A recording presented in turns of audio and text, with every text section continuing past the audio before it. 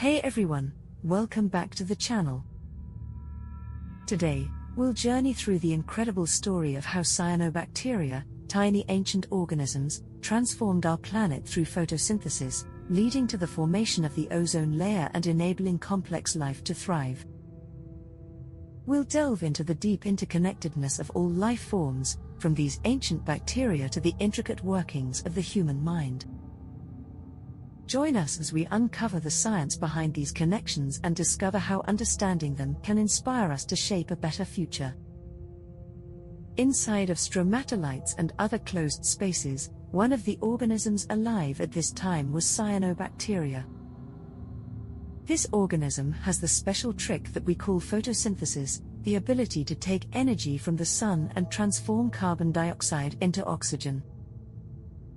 Over the course of billions of years, starting from 2.5 billion years ago, these bacteria spread across the planet and converted all that carbon dioxide in the air into the oxygen that we now have. It was a very slow process. First, they had to saturate the seas, then they had to saturate the oxygen that the Earth would absorb, and only then could oxygen begin to build up in the atmosphere.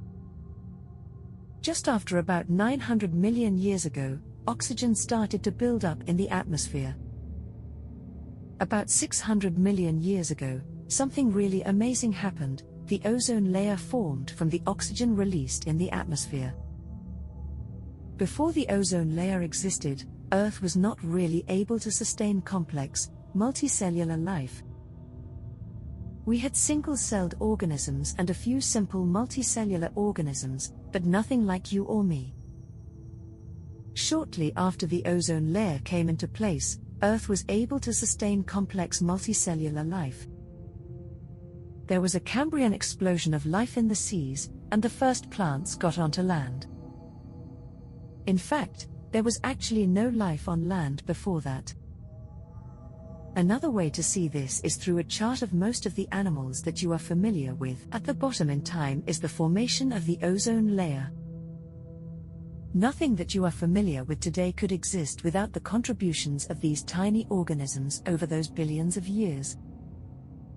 Where are they now? They never really left us. The direct descendants of the cyanobacteria were eventually captured by plants and are now called chloroplasts. This is a zoom-in of a plant leaf, where tons of little chloroplasts are still trapped, contributing photosynthesis and making energy for the plants that continue to be the other half of our lungs on Earth. In this way, our breaths are very deeply united. Every out-breath is mirrored by the in-breath of a plant, and their out-breath is mirrored by our in-breath. Imagine for a moment that you were one of these little organisms 2 billion years ago. You might be born, live a couple of weeks, die, and feel like nothing really changed. You might think you had no purpose in life. But what you wouldn't have understood is that every breath you took contributed to the possibility of countless lives after you, lives that you would never see, lives that we are all a part of today. It's worth thinking that maybe the meaning of our lives is actually beyond our understanding. This was true for these organisms and may also be true for us. The last story of connection is the story of the mind. This is not about our minds being connected in some psychic way but through the story of the piano. Learning to play the piano, including lessons and understanding its complexity, changes everything by introducing your piece and your part to this life. If you were to look into the mind of a concert pianist using modern imaging, you would see how much of their brain is dedicated to this instrument, the coordination of 10 fingers, working the pedal, feeling the sound, understanding music theory. All these aspects are represented as different patterns and structures in the brain. This beautiful pattern of thought in the brain was not possible just a couple of hundred years ago because the piano was not invented until 1700. This skill and relationship to the piano didn't exist 5,000 years ago. The invention of the piano itself required a depth of mechanical engineering and the history of stringed instruments. It led to the possibility of its invention and then the mastery of its play. This concept is part of what I call the palette of being. We are born with the experiences of humanity that have come so far. We can typically only paint with the patterns of thoughts and ways of being that existed before us. The piano and the way of playing it are ways of being that didn't exist 5,000 years ago.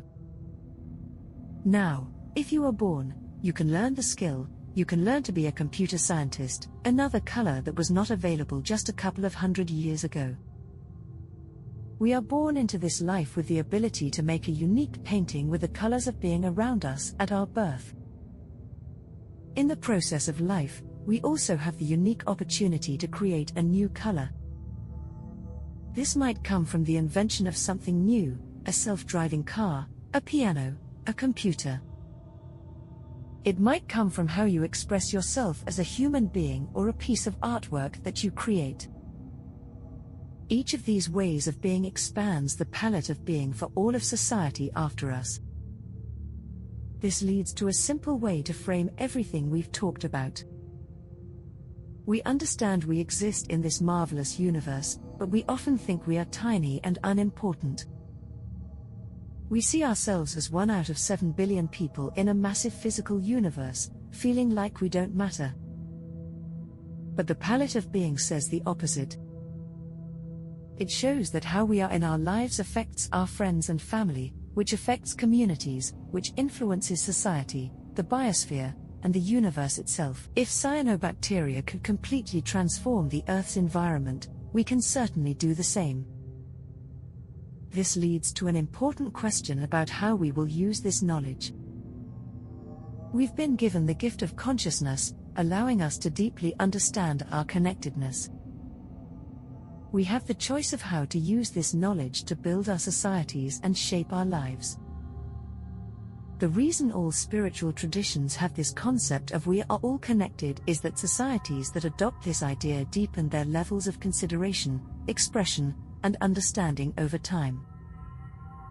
This idea is also at the core of science, as it is literally true of the physical universe at every level of organization and manifestation of matter, energy, and life.